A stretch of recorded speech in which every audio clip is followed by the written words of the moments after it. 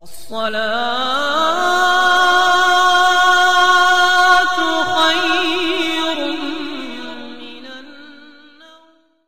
अभी तक हमारा चैनल सब्सक्राइब नहीं किया तो अभी सब्सक्राइब करें और बेल आइकॉन को क्लिक करके हमारी लेटेस्ट वीडियोस के बारे में अपडेट जानें। सब्सक्राइब कीजिए और हम आपको लिए चलेंगे आपकी फेवरेट वीडियो। बिस्मिल्लाहिर्रहमानिर्रहीम वसल्लम के लिए खैरखाही है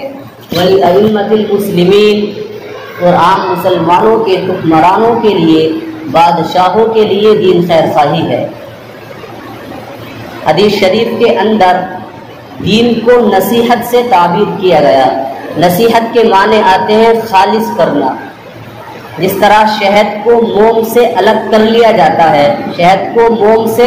खालिस कर लिया जाता है, तो बोला जाता है कि नसीहुल असला, कि मैंने शहद को खालिस कर लिया। तो खैरखाही के मतलब ये हुआ कि दिल की सफाई से किसी के साथ भलाई करना, किसी के साथ ठीक ठीक मामला करना। चुनांचे अल्लाह तबारक व तआला के साथ खैरखाही ये है कि इंसान अल्लाह तबारक व तआला पर ईमान ले आए, अल्लाह ताला की वहदानियत का दिल से एतकाद रखे, अल्लाह ताला को ज़ात और सिफात में किसी को शरीक ना ठहराए, अल्लाह ताला को खालिक, मालिक, राज़िक, माबूद, मस्जूद जाने, अल्लाह ताला की हर हाल में इताअत करे, मनहियात से गुरेज करे, तमाम मुसीबतों और तकलीफ़ों में अल्लाह तबारक व तआला के बताए हुए तरीक़ों पर अमल करे।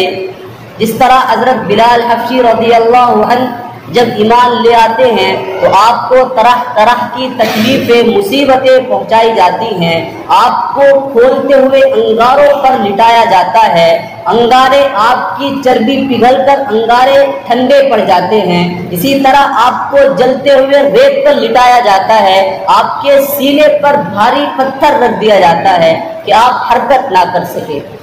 लेकिन उसके बावजूद आपके हाथ से तौहीद और ईमान का दामन नहीं छूटा। आप हर हाल में अहद अहद पुकारते रहे कि अल्लाह एक है, अल्लाह एक है। इसीलिए अल्लाह तबारक व तआला ने फरमाया कि जो मेरी क़ज़ा पर राज़ी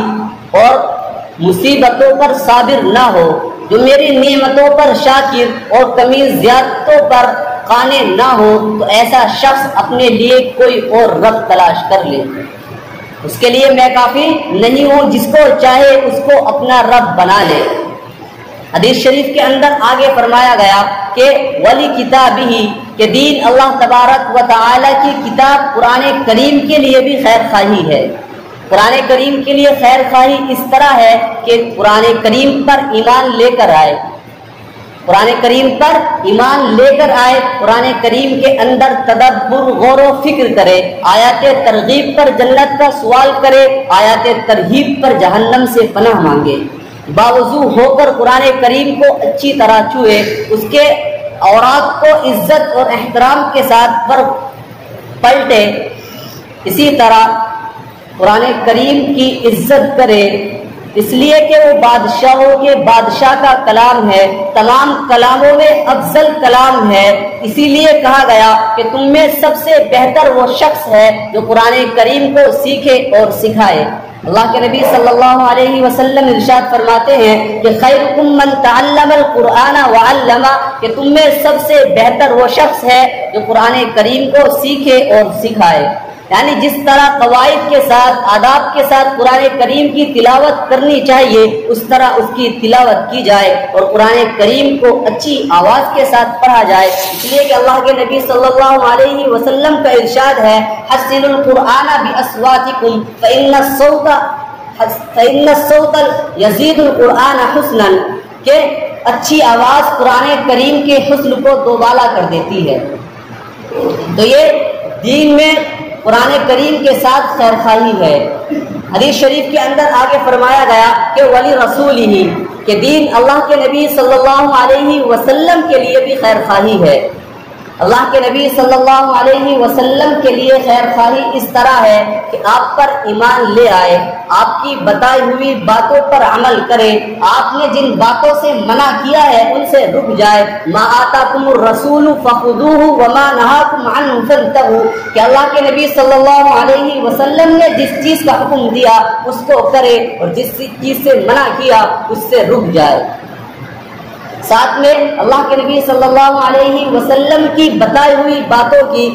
نشر و اشاعت کرے، آپ کی سنت پر عمل کرے، اس لیے کہ حدیث شریف کے اندر ہے کہ جو ایک سنت کو زندہ کرے گا اللہ تبارک و تعالی اس کو 100 شہیدوں کے برابر اجر و ثواب عطا فرمائیں گے۔ حدیث شریف کے اندر ہے کہ جو ایک سنت کو زندہ کرے گا اللہ تبارک و تعالی اس کو 100 شہیدوں کے برابر اجر و ثواب عطا فرمائیں گے۔ خاص طور سے ایسے زمانے میں جب سنتوں سے اعراض کیا جا رہا ہو، سنتوں کو ترک کیا جا رہا ہو، ایسے زمانے کے اندر جو آج کا زمانہ ہے کہ آج کے زمانے میں سنتوں کو سب سے زیادہ ترک کیا جا رہا ہے، سب سے زیادہ چھوڑا جا رہا ہے، تو آج کے دور میں اگر کوئی ایک انسان ایک سنت پر عمل کرتا ہے، جیسا اس کا حق ہے اس کو اس طرح سے ادا کرتا ہے، تو اللہ تبارک و تعالی اس کو 100 شہیدوں کے برابر اجر و ثواب عطا فرمائیں گے۔ ساتھ میں یہ بھی کہ اللہ کے نبی صلی اللہ علیہ وسلم کے ساتھ خیر خواہی یہ بھی ہے کہ آپ پر کامل ایمان لے آئے، اپنی مال، اپنی جان، اپنے اہل و عیال سے زیادہ آپ سے محبت کرے، یہی کمال ایمان کی علامت ہے۔ اللہ کے نبی صلی اللہ علیہ وسلم کی ذات کو قابل تعظیم سمجھے، اللہ رب العزت کے بعد دل سے یہ عقیدہ رکھے کہ اللہ تعالیٰ کے بعد سب سے زیادہ قابل تعظیم جو ذات ہے وہ اللہ کے نبی صلی اللہ علیہ وسلم کی ہے۔ اللہ کے نبی صلی اللہ علیہ وسلم سے جس قسم کی محبت اور عقیدت ہونی چاہیے، جس درجے کا احترام اور ادب ہونا چاہیے، جس طرح آپ سے انسیت اور عقیدت ہونی چاہیے، اس کی مثال صحابہ اور سلف صالحین کی زندگی سے بری پڑی ہے۔ ایک دو مثال آپ حضرات کے سامنے پیش کرتا ہوں۔ غزوہ احد کے اندر اللہ کے نبی صلی اللہ علیہ وسلم کی شہادت کی وحشت ناک خبر گردش کرنے لگی، تو مدینہ منورہ کے اندر مرد، عورتیں، بوڑھے، بچے سب اللہ کے نبی صلی اللہ علیہ وسلم کی خیریت معلوم کرنے کے لیے نکل پڑے۔ حالانکہ اللہ کے نبی صلی اللہ علیہ وسلم کی شہادت کی خبر غلط تھی، جھوٹی تھی، لیکن آپ سے محبت کی بنیاد پر سب لوگ آپ کی خیریت معلوم کرنے کے لیے اپنے یہاں سے نکل پڑے۔ حضرت عوف بن وقاص رضی اللہ عنہ کا گزر ایک انصاری عورت پر ہوا جس کا غزوہ احد کے اندر شوہر شہید ہو گیا تھا، اس کا بھائی بھی غزوہ احد کے اندر شریک ہو گیا تھا، اس کے والد کا بھی غزوہ احد کے اندر شہادت ہو گئی تھی۔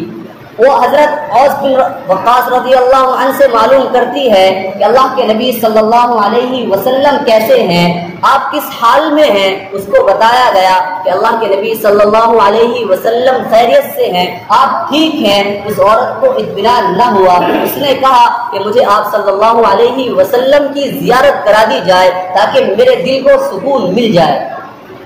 اس کو آپ صلی اللہ علیہ وسلم کی زیارت کرائی گئی۔ اس کے بعد اس نے کہا کہ کلو مصیبت بعد جلل، کہ آپ کے صحیح ہونے کے بعد ہر مصیبت ہیچ ہے، آپ اگر صحیح ہیں تو کوئی مصیبت نہیں، کوئی صدمہ نہیں۔ اگرچہ میرے شوہر کا انتقال ہو گیا، میرے باپ کا انتقال ہو گیا، میرا بھائی بھی شہید ہو گیا، لیکن آپ صحیح ہیں تو مجھے کوئی صدمہ نہیں ہے۔ آپ کے ہوتے ہوئے تمام صدمے ہیچ ہیں، ان کی کوئی حقیقت نہیں ہے۔ آج ہمیں بھی اللہ کے نبی صلی اللہ علیہ وسلم سے اسی طرح محبت رکھنی چاہیے۔ حدیث شریف کے اندر آگے فرمایا گیا وَلِعَامَّةِ الْمُسْلِمِينَ، کہ دین عام مسلمانوں کے حکمرانوں کے لیے، امیروں کے لیے، بادشاہوں کے لیے بھی خیر خواہی ہے، کہ ان کے لیے خیر خواہی اس طرح ہے کہ اپنی رعایا کی دیکھ بھال کریں، ان کو سیدھے راستے پر لے کر چلے، اگر وہ غلط راستے پر چلتے ہو تو ان پر تنبیہ کرے نرمی کے ساتھ۔ اسی طرح حدیث شریف کے اندر آگے فرمایا گیا وَعَامَّتِهِمْ، کہ دین عام مسلمانوں کے لیے بھی خیر خواہی ہے۔ عام مسلمانوں کے لیے خیر خواہی اس طرح ہے کہ استاد ہے تو شاگرد کے ساتھ خیر خواہی کرے، شاگرد ہے تو استاد کے ساتھ خیر خواہی کرے، امیر ہے تو غریب کے ساتھ خیر خواہی کرے، غریب ہے تو امیر کے ساتھ خیر خواہی کرے، شوہر بیوی کے ساتھ خیر خواہی کرے، بیوی شوہر کے ساتھ خیر خواہی کرے، تاجر گاہک کے ساتھ خیر خواہی کرے، گاہک تاجر کے ساتھ خیر خواہی کرے۔ غرض عام مسلمانوں کے لیے یہ ہے کہ ان کو جنت اور قیامت سے ڈرا کر سیدھے راستے پر لے آئے، تو یہ سب کے لیے خیر خواہی ہے۔ جس طرح علماء کرام نے امت کی خیر خواہی کے لیے کتابوں کو تالیف کیا، تصنیف کیا، تعلیم کا کام شروع کیا، اور اسی طرح علماء کے ساتھ مسلمان بھی جڑے ہوئے ہیں جو لوگوں کی خیر خواہی کے لیے تبلیغ کا کام کرتے ہیں۔ یہ بھی مسلمانوں کی خیر